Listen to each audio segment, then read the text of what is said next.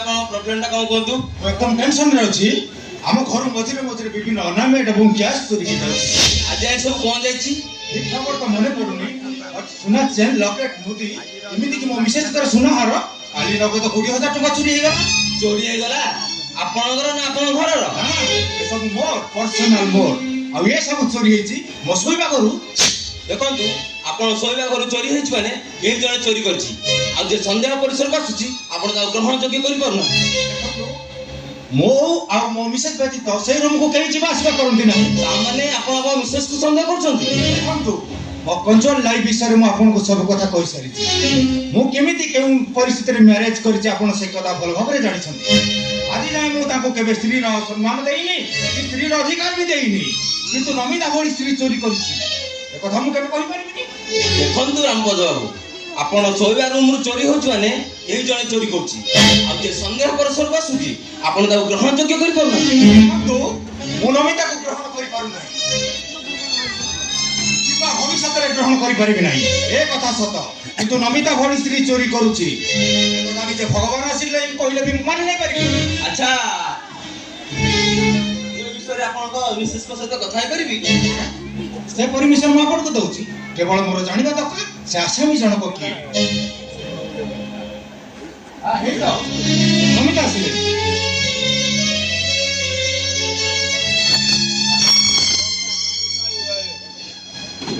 ନମିତା, ଏ ମୋ ବନ୍ଧୁ sub inspector ଜମେଶ ଅଧିକାରୀ। ମୋ ରୁମର ବିଭିନ୍ନ ଅର୍ଣ୍ଣାମେଣ୍ଟ ଏବଂ ଗ୍ୟାସ୍ ଚୋରି ହେଉଛି। ସେଥିପାଇଁ ମୋ ବନ୍ଧୁଙ୍କ ସାହାଯ୍ୟ ମୁଁ ନେଇଛି। ମୋ ବନ୍ଧୁ ଯାହା ପଚାରିବେ ଠିକ ଠିକ ଉତ୍ତର ଦେବ। ଆଚ୍ଛା ରାମପଦ ବାବୁ, ଆପଣ ଏଠୁ କିଛି ସମୟ ପାଇଁ ଚାଲିଗଲେ ଭଲ ହୁଅନ୍ତା ଯଦି କିଛି ଆପଣଙ୍କର ଆପତ୍ତି ନଥାଏ। ଆରେ ନା ନା, ମୋର କିଛି ଆପତ୍ତି ନାହିଁ। ଆପଣ ପଚାରିବେ ସେ ଉତ୍ତର ଦେବେ।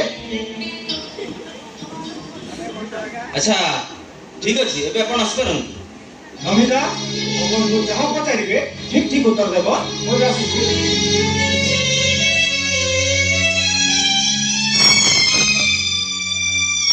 ଦେଖନ୍ତୁ ସାର୍, ଏସବୁ ବିଷୟରେ ମୁଁ କିଛି ବି ଜାଣିନି। ତମେ ଏସବୁ ବିଷୟରେ କିଛି ଜାଣ ନା? ମୁଁ ଏ ବିଷୟରେ ଜାଣି। ତମେ ଜାଣିଛ ଅତିଥି ଡାକୁଆ କିଏ? ଦେଖନ୍ତୁ ମ୍ୟାଡାମ, ମୁଁ ଯେତେବେଳେ ଜାଣିଛି ଅତିଥି ଡାକୁଆ କିଏ, ତମ ଘରୁ ଟଙ୍କା ପଇସା ସୁନା ଗହଣା ଚୋରି ହଉଛି ମାନେ ଏକଥା ମଧ୍ୟ ମୁଁ ଜାଣିଥିବି। ମୋ କଥାର ଜବାବ ଦିଅ। ଦେଖନ୍ତୁ ସାର୍, ମୁଁ କୋଉ ପରିସ୍ଥିତିରେ ସେ କଥା ମଧ୍ୟ ମୁଁ ଜାଣିଛି। ଅଚିତ୍ୟ ବସନ୍ତିଆ ଖବର ଦେଇଛନ୍ତି। ସେ ଘରେ ଯାହା ଚାହିଁବେ ତମେ ସେଇଆ କରିବ। ମାନେ ମୁଁ ନହେଲେ ତମକୁ ମୋର ମାଠିଆ ଭାଙ୍ଗିଦେବି। ପୁଣି ତମକୁ ସେ ଫେରିଯିବାକୁ ବସେଇ ବସ୍ତିକୁ। ପୁଣି ସେଇ ସାଦା ବଳ ଜୀବନ। ନିଜ ପେଟର ଭୋଗ ପାଇଁ ଅନ୍ୟ କାହା ଦେହର ଭୋଗକୁ ତ ମୁଁ ଲିଭିବାକୁ ହବ। ନିଜ ଦେହର କଞ୍ଚା ମାଂସକୁ ବିକିବାକୁ ହେବ। ଦେଖୁ ସେ ଯାହା କହିବେ, ତମେ ଯାହା କହିବ ମୁଁ ସବୁ କରିବି। ମୁଁ ନୁହଁ, ଅଚିତ୍ତ ବସନ୍ତିଆ ଯାହା ଚାହିଁବେ ତମେ ସେଇଆ କରିବ। ହଁ, ସେ ଯାହା ଚାହିଁବେ ମୁଁ ସେ ସବୁ କରିବି। ଆଉ ତା ସହିତ ଏ ଜମେଶ ଅଧିକାରୀ ଯାହା ଚାହିଁବ ତାକୁ ମଧ୍ୟ ତମକୁ ଦେବାକୁ ହବ। କଣ କହିଲେ? ଆପଣ ଯାହା ଚାହିଁବେ ତାହା ଦେବାକୁ ପଡ଼ିବ। କିନ୍ତୁ ବାବୁ, ମୁଁ ଆପଣଙ୍କୁ କଣ ଦେଇପାରିବି? ଏଇ ମଝିରେ ମଝିରେ ଟିକେ ଗେଲ କରିବାକୁ ଚାନ୍ସ ଦବ।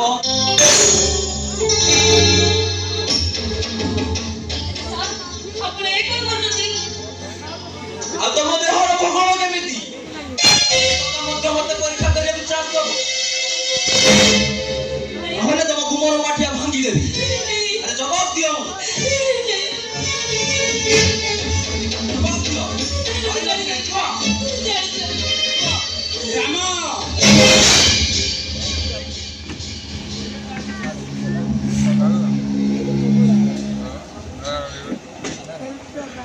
अरे जमेश बाबू आपण ଆଜ୍ଞା ନମସ୍କାର।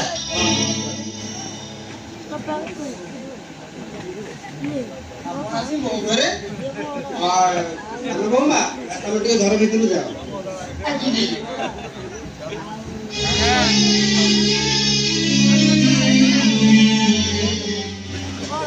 ଜମେଶ ବାବୁ ଆପଣ କେମିତି ଆମ ଘର ଆଡେ ଚାଲି ଆସିଲେ? ନାଇଁ, ତମ ମଝିରେ ମଝିରେ ତମ ଘରୁ ଟଙ୍କା ପଇସା ଚୋରି ହଉଛି ତ ମତେ ରାମପଦ ବାବୁ ଡକେଇଥିଲେ, ସେଥିପାଇଁ ଆସିଥିଲି। ସେଥିପାଇଁ ଆମ ଘରୁ କିଏ ଯାଇକି ଏଫଆଇଆର ଦେଇଥିଲେ? ନା ନା, ଏଫଆଇଆର ଦେଇନାହାନ୍ତି ଆପଣ ଘର ସହିତ ମୋର ପାରିବାରିକ ସମ୍ପର୍କ ସେଥିପାଇଁ ଆସିଥିଲି। ଆପଣଙ୍କ ସହିତ ପୁଣି ପାରିବାରିକ ସମ୍ପର୍କ? ଏମିତି ଥଟ୍ଟା କଲା ଭଳିଆ କଣ କରୁଛନ୍ତି? ମୁଁ ସବ୍ ଇନ୍ସପେକ୍ଟର ରମେଶ ଅଧିକାରୀ।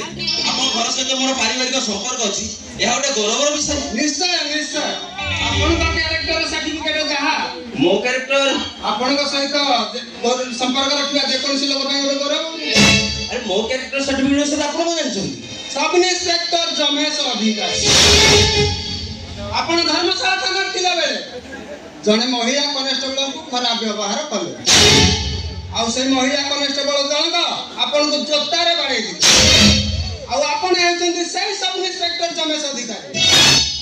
ଭଦ୍ରକ ଥାନାରେ ଥିଲାବେଳେ ଲାଞ୍ଚ ନେଉ ଭିଜିଲାନ୍ସ ହାତରେ ଧରା ପଡ଼ି ଯେ 3 ଖଣ୍ଡ 2000 ଟଙ୍କିଆ ନୋଟକୁ ଗିଳି ଦେଇଥିଲେ, ଆଉ ସେ ଭିଜିଲାନ୍ସ ଅଧିକାରୀ ଜଣକ ଯାହାର ତଣ୍ଟି ଚିପି ଧରିଥିଲେ, ଆଉ ଆପଣ ହେଉଛନ୍ତି ସେଇ ସବ୍ ଇନ୍ସପେକ୍ଟର ରମେଶ ଅଧିକାରୀ।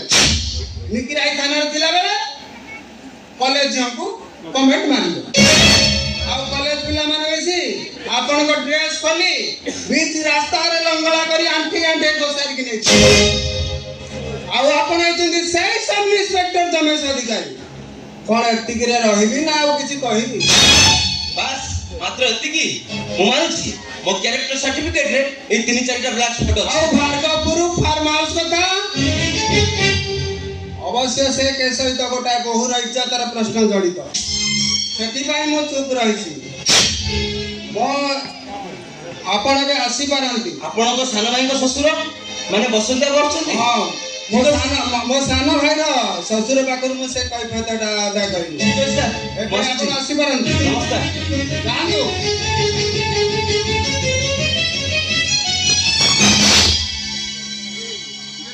ଆଜ୍ଞା ଆସିଥିଲେ କଣ ପଳେଇ ଯାଉଛନ୍ତି? ନାଇଁ ଏଇ ମଝିରେ ମଝିରେ ଟଙ୍କା ପଇସା ଚୋରି ହଉଛି ତ ରାମପଦ ବାବୁ ଡକେଇଥିଲେ, ସେଥିପାଇଁ ଆସିଥିଲି। ମୋର ଯାହା ଆଣିବାର ଥିଲା ମୁଁ ଆଣି ସାରିଛି।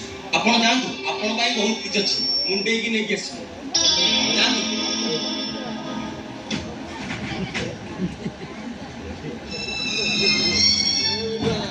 ବାପା ଧନ୍ୟବାଦ। ମତେ ଫୋନ କରି କଣ ପାଇଁ ଡାକେଇଲେ? ମୋ ଫାର୍ମ ହାଉସର ମାନସ ବୈରାଗ୍ୟ ଏବେ କେଉଁଠି? ସିଏ ବହୁତ ମିସପର୍ସନ କରୁଥିଲା। ତମେ ତ ଜାଣିଛ ସେ ବିଷୟରେ କେତେ ମୁଁ ପରଫେକ୍ଟ। ତାକୁ ଚାକିରିରୁ ବାହାର କରିଦେଇଛି। ମିଛ କଥା, ମତେ ମିଛ କୁହନ୍ତୁନି। ମୁଁ ଆପଣଙ୍କ ଯାଇ ଶକ୍ତିପଦ ପରିଜା ନୁହେଁ, ମୁଁ ତାର ବଡ ଭାଇ ଧର୍ମପଦ ପରିଜା। ବାପା ତମେ ତମ ଭଏସ ଶୁଣି ମନେ ହଉଛି ତମେ କଣ ଗୋଟେ ଗୁଣମାଳିଆ କଥା ଶୁଣିଛ। ତମେ ଆଉ ସବ୍ ଇନ୍ସପେକ୍ଟର ରମେଶ ଅଧିକାରୀ ମିଶି ମାନସ ବୈରାଗ୍ୟର ସ୍ତ୍ରୀ ତିବରାଗୀକୁ ବାପା ତମ ଆଗରେ କିଏ ଗୋଟେ ମିଛ କଥା କହିଛି। ମିଛ କଥା କହିଛି, ଆଉ ମିଛ କଣ ସତ କଣ ତାର ପ୍ରମାଣ ହେଉଛି ଏଇ ତିବରାଗୀ। ବାପା ଧର୍ମପଦ ତମେ ଯେତେବେଳେ ସବୁ କଥା ଜାଣି ସାରିଲଣି ଆଉ ତମକୁ ଲୁଚାଇ ଲାଭ କଣ? ସେଦିନ ରମେଶ ଅଧିକାରୀ ଆଉ ମୁଁ ମିଶି ଟିକେ ଡ୍ରିଙ୍କସ କରିଦେଇଥିଲି। ଗୋଟେ ଏକ୍ସାଇଟମେଣ୍ଟରେ କଣ ଟିକେ ଭୁଲ ହେଇଯାଇଛି। ଆଉ ଆମ ଭଳି ହାଇ ସୋସାଇଟିର ଲୋକ ଏଭଳି ଛୋଟ ଛୋଟ କଥାକୁ ଏତେ ଗୁରୁତ୍ୱ ଦେବା କଣ ହଉଛି? ବାପା ଉତ୍ତପ୍ତ ହୁଅନି, ମୁଁ ମାନୁଛି ସେଇଟା ଆମର ଭୁଲ। ସେଥିପାଇଁ ମାନସ ବୈରାଗୀକୁ ଦିଆଯାଇଛି କମ୍ପାନସେସନ ମାନେ କ୍ଷତିପୂରଣ। ସେ ଟଙ୍କା ନିଶ୍ଚୟ ମୋ ଫାର୍ମ ହାଉସ ଟଙ୍କା। ହଁ ବାପା ସେଇଟା ହଉଛି ତମ ଫାର୍ମ ହାଉସର କଥା। ମୋ ଦରମାରୁ ଆପଣ ରିକଭରି କରିନେବେ ଆଉ। ମୋ ସାନ ଭାଇର ଶ୍ୱଶୁର ହେଲେ ବି କେତେ ନମ୍ବର ନିର୍ଲଜ ଆପଣ। ଟଙ୍କା 3 ଲକ୍ଷ କମ୍ପନସେସନ ଦେଇଦେଲ। ଯଦି ଆପଣଙ୍କ ଝିଅ ବନଜା ସହିତ ଏମିତି କେହି ଖରାପ ବ୍ୟବହାର କରିଥାନ୍ତେ କେତେ ଟଙ୍କା ଦେଇ ତାର କମ୍ପ୍ରମାଇଜ କରିଥାନ୍ତ? ଧୀରେ ଧୀରେ ଆପଣ ମୋ ସାନ ଭାଇର ଶ୍ୱଶୁର, ବାପା ସମାନ, ହେଲେ ସେ ନୈତିକ ଅଧିକାରଟା ଆପଣ ଏବେ ହରେଇ ବସିଛନ୍ତି। ହାତ ତଳକୁ ଖସାନ୍ତୁ, ନହେଲେ ସେ ହାତଟାକୁ ମୁଁ ମୋଡ଼ିକି ଭାଙ୍ଗିଦେବି। ମୁଁ ଆପଣଙ୍କୁ 7 ଦିନ ଟାଇମ ଦେବି, ହିସାବ ଦେଖିବାକୁ ଯିବି। ଆଉ ସେଦିନ କେତେ ଟଙ୍କା ଆପଣଙ୍କ ଦରମାରୁ ରିକଭରି ହବ ସେ କଥାଟା ମୁଁ ଦେଖିବି।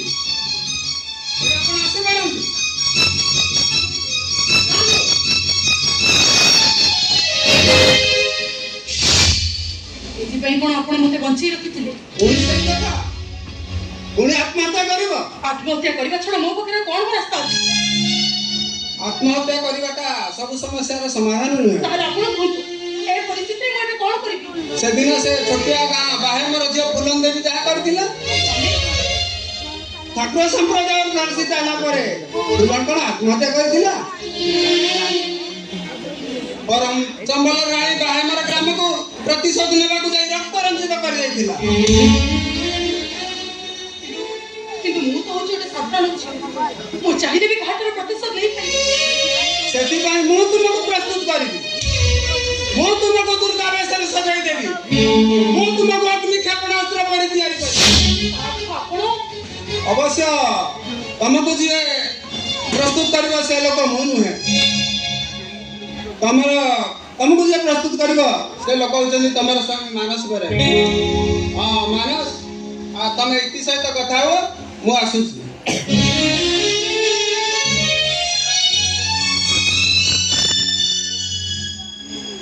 ଇତି, ତମେ ମତେ କ୍ଷମା କରିଦିଅ।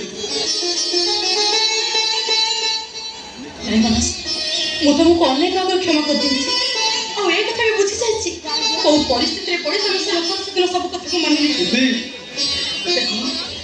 ମୁଁ ତମକୁ ସତରେ କ୍ଷମା କରିଦେଇଛି, ଆଉ ଏ କଥା କହି ମୋ ମନକୁ ବୁଝେଇ ଦେଇଛି।